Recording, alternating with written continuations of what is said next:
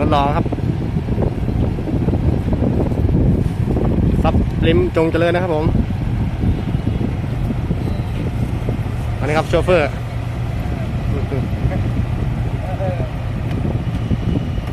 ข้างหลังกำลังดำอยู่นะครับ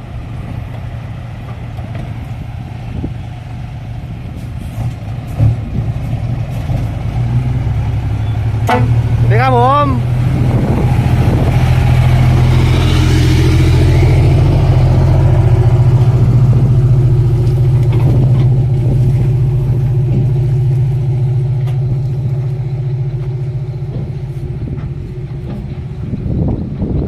รถเข้าเยอะมากครับเมื่อกี้กับ10 กว่าพ่วงได้ครับถ่ายไม่ทัน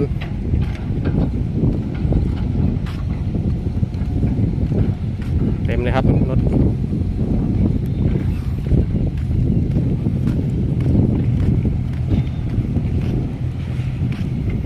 เนี่ยรถรอนะครับรถแถบนครปฐม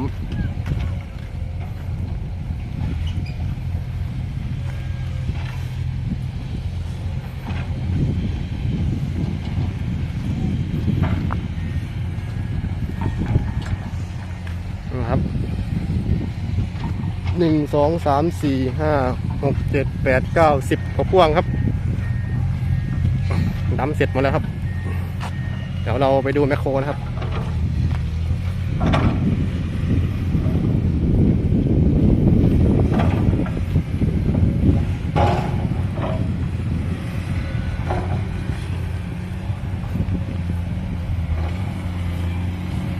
ถนนโกปิโก้นะครับจอดพักอยู่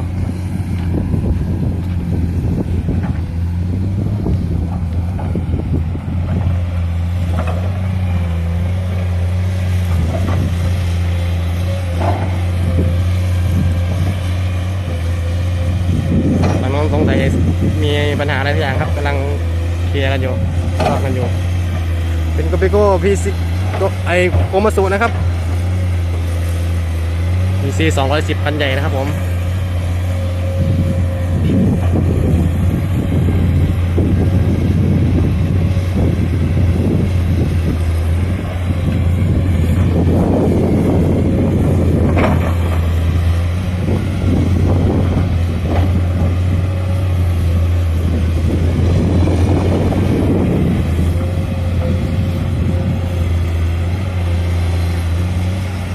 4 ตัวนะครับทั้งหมด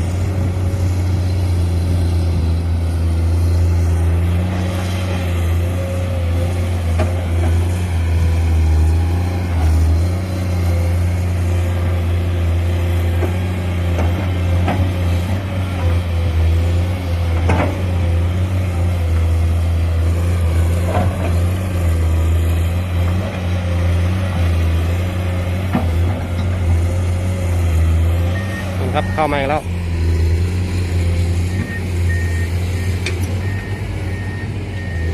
หลายพ่วงครับ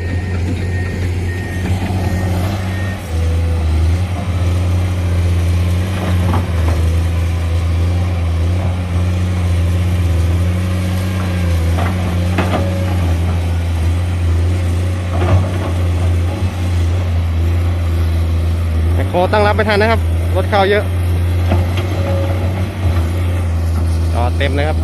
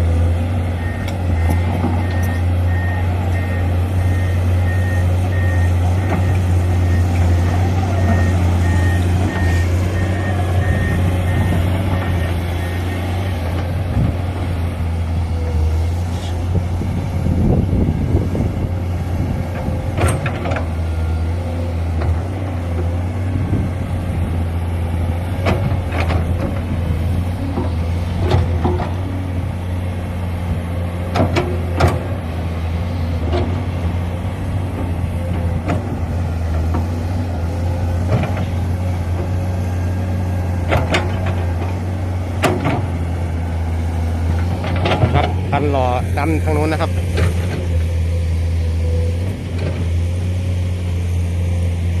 ติดกาเลยขนุนแต่ไกลครับ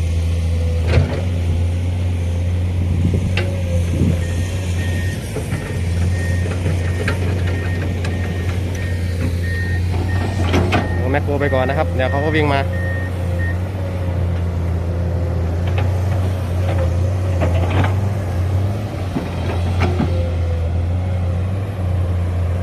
โอ้อุ้ม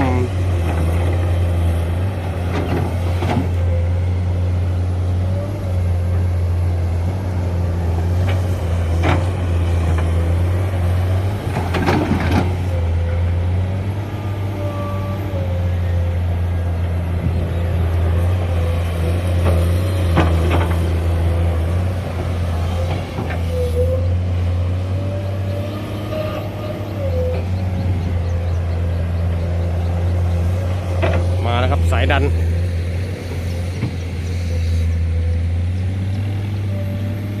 สายดันก็มานะครับ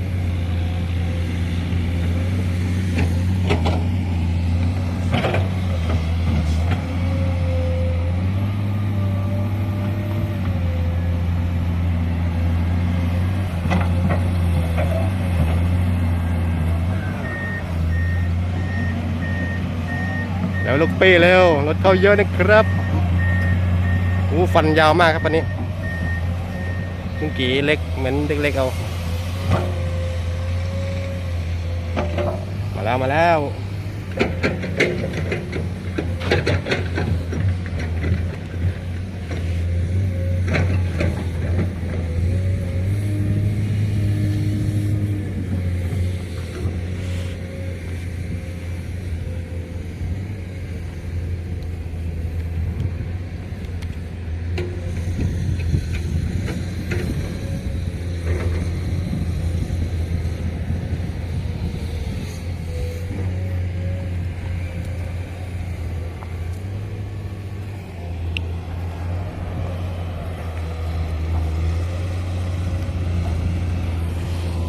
หลายพวงครับหลายพวง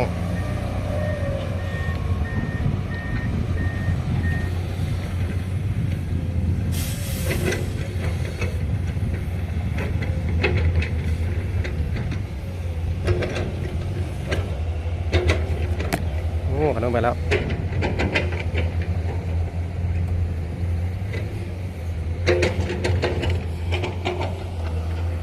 โอ้ก็ดันดินต่อไปครับ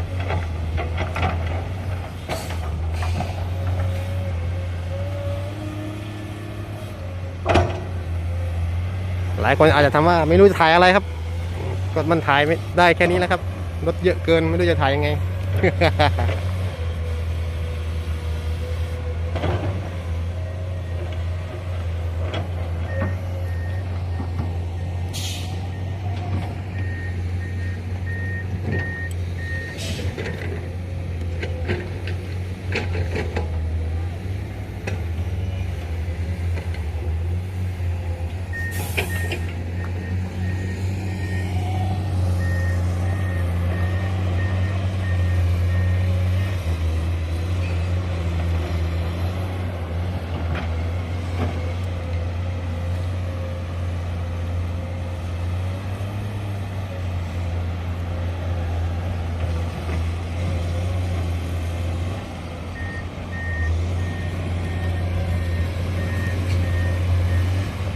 ลูกพี่ถอดพวงมาแล้ว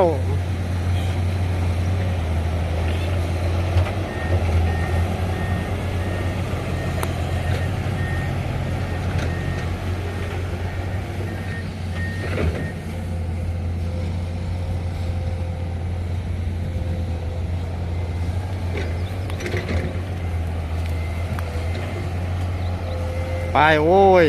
จากเข้าห้องน้ำดีคลิปนี้ก็ขอจบเพียงเท่านี้นะครับเจอกันคลิปหน้าครับสวัสดีครับผม